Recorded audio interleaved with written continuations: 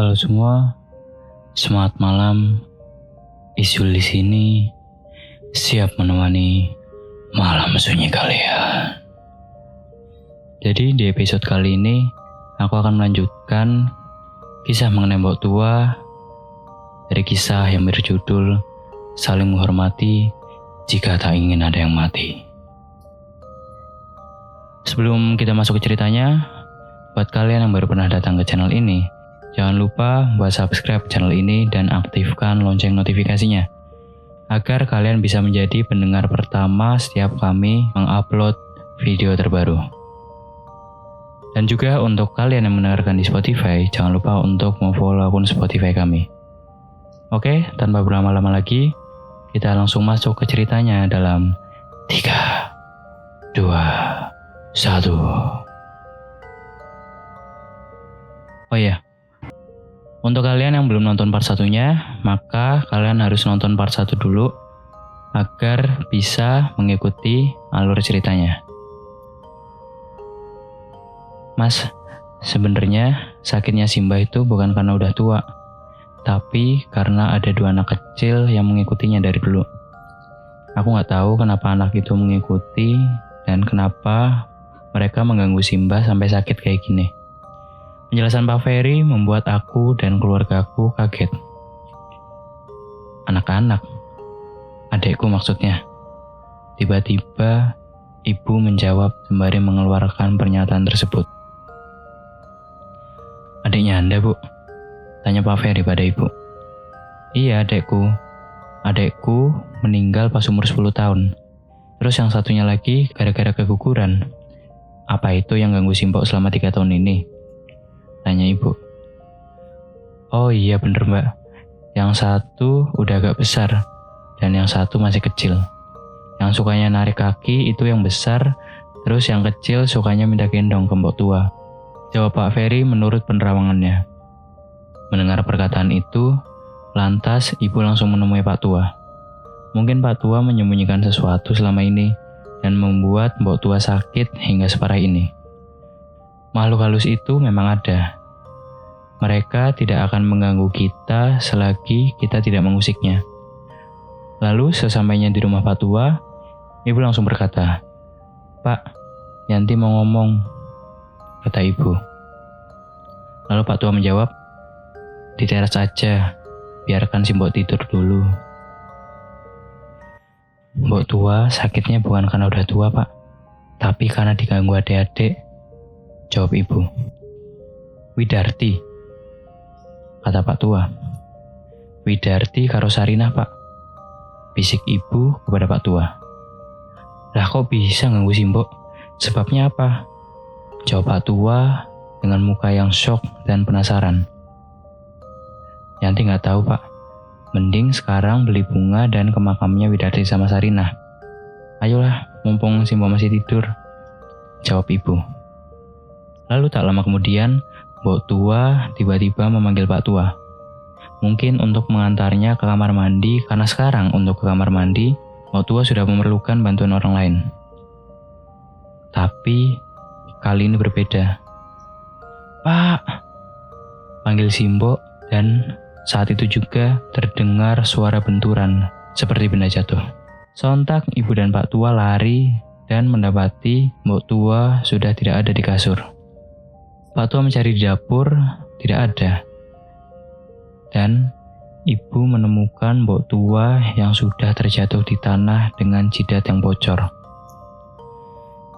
Darahnya banyak dan menggumpal. Ternyata Mbok Tua terpleset dan jidatnya terkena pojokan tembok sehingga mengakibatkan darah yang keluar banyak sekali. Saat dibawa ke rumah sakit, Mbok Tua masih sadar dan masih bisa diajak komunikasi. Selesai diobati dengan 15 jahitan di jidat, Mbok Tua langsung pingsan karena mungkin terlalu banyak mengeluarkan darah. Lagi-lagi terpleset. Alur yang sama ketika mereka mengganggu Mbok Tua sebelumnya. Sebenarnya apa yang mereka inginkan? Nyawa dibalas nyawa. Kenapa Mbok Tua? Akhirnya, Ibu dan Pak Deparmin sepakat untuk gantian menjaga Mbok Tua karena Pak Tua yang sudah capek mengerjakan pekerjaan rumah masih harus menjaga Mbok Tua. Anehnya, keluarga Pak Parmin seperti menghindar setiap kali diajak gantian untuk menjaga si Mbok. Ya, mau tidak mau, akhirnya aku dan ibu yang gantian menjaga Mbok Tua. Ketika aku menjaga Mbok Tua, seringkali Mbok Tua melempar senyum padaku dan itu membuat aku menangis di dalam hati. Senang rasanya melihat Mbok Tua senyum. Tuhan, tolong angkat penyakit Mbok Tua. Terima kasih ya, Nduk, udah mau membantu Mbok Tua. Tiba-tiba Mbok Tua berkata seperti itu. Iya, Mbok, jawabku. Kalau diberi panjang umur, Mbok Tua ingin melihat kamu menjadi pegawai ya, Nduk, kata Mbok Tua. Siapa yang tidak terenyuh mendengar kata-kata seperti itu? Di tengah teror arwah anak-anaknya, Mbok Tua masih memikirkanku. Dari sini, aku mulai mencari tahu tentang demit itu. Ketika ibu menjaga Mbok Tua, kembali ibu menyambung pembicaraan dengan Pak Tua yang sempat kemarin terputus. Pak, Yanti udah beli kembang. Nanti kalau si Mbok udah tidur, kita nyekar ke makamnya Widarti dan Sarinah ya, Pak. Ajak ibu kepada Pak Tua. Bapak lupa, Nduk, makamnya anak dua itu. Udah hampir 10 tahun gak nyekar, kata Pak Tua kepada ibu.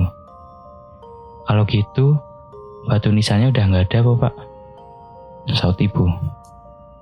Pak Tua hanya diam, tidak bisa menjawab apapun. 10 tahun sudah, Widarti dan Sarinah tidak pernah dijenguk oleh Pak Tua. Dan efeknya adalah Mbok Tua yang jatuh sakit. Kenapa hanya Mbok Tua? Kenapa bukan Pak Tua? Kenapa hanya Mbok Tua yang merasakan sakit? Pertanyaanku berkecamuk di dalam pikiranku. Ibu kembali mendatangkan Pak Ferry untuk memijat Mbok Tua. Setelah selesai memijat Mbok Tua, Pak Ferry menemukan jawaban yang selama ini kami cari. Sampai besok pun, auranya Simbah bakal tetap gelap karena udah tertutup oleh anak-anaknya, kata Pak Ferry. Maksudnya, Mas? Tanya ibu bingung. Anak dua itu tetap bakal ganggu Simbah sampai Simbah meninggal. Kalau didengarkan, suaranya Simbah itu seperti orang sehat, tapi raganya udah gak kuat, jelas Pak Ferry. Karena apa, Mas? Dendam sama Simbok? Tanya ibu yang semakin penasaran.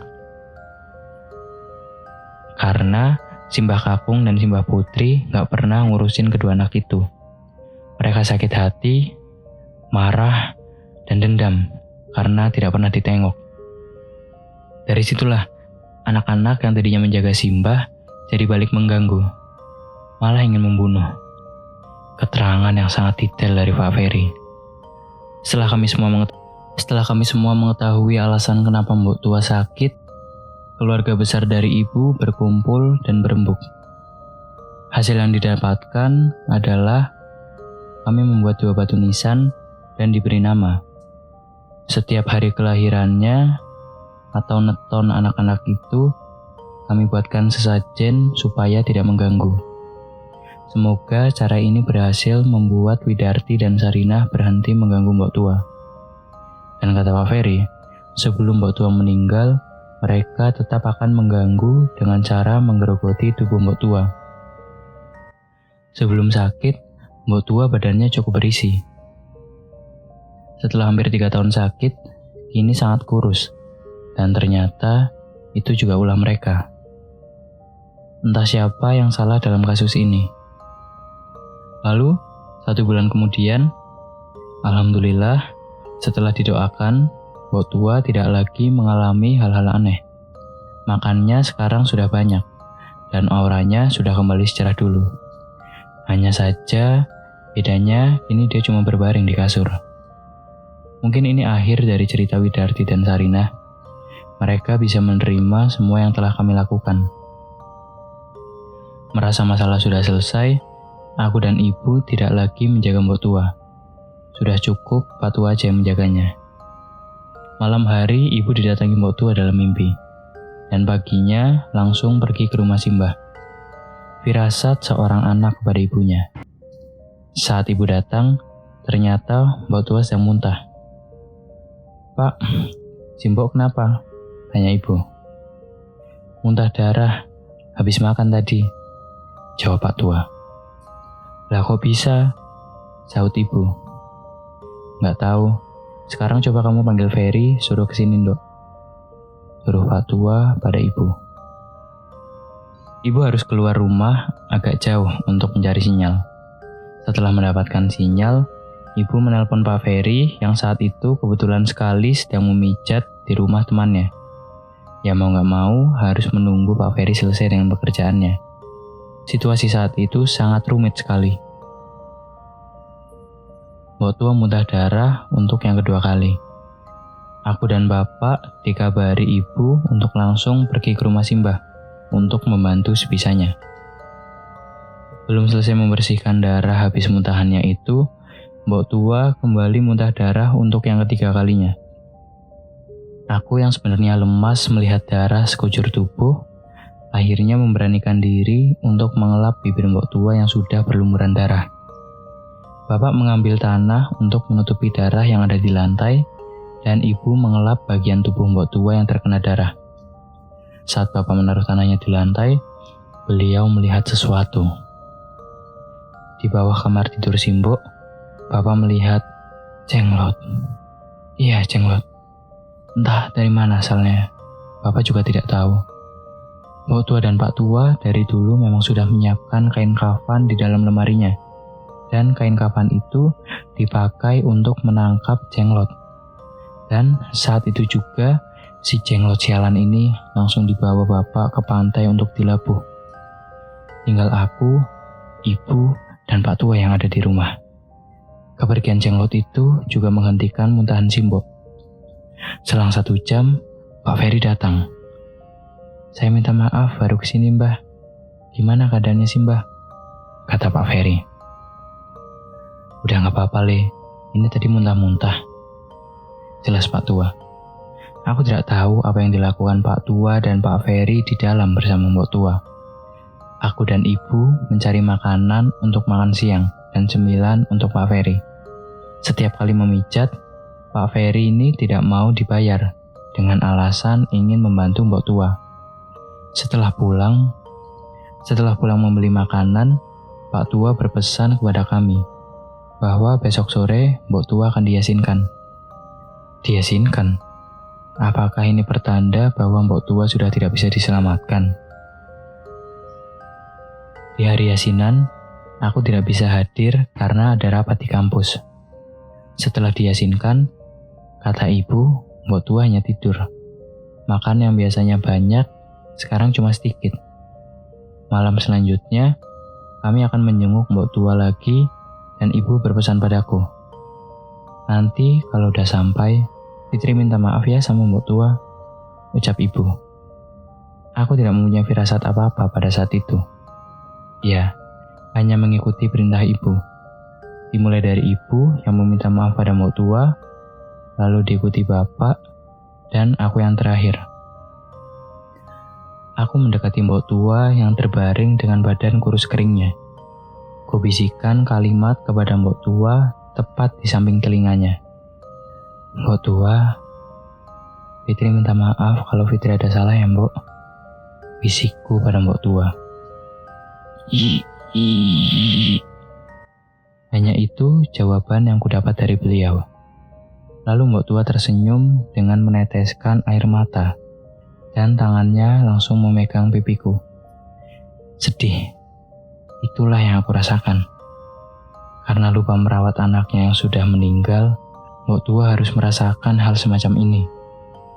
Mbok Tua juga sebenarnya tidak pernah lalai dalam menjalankan sholat 5 waktunya. Tapi mungkin ini yang sudah digariskan oleh Tuhan. Lalu kami pulang.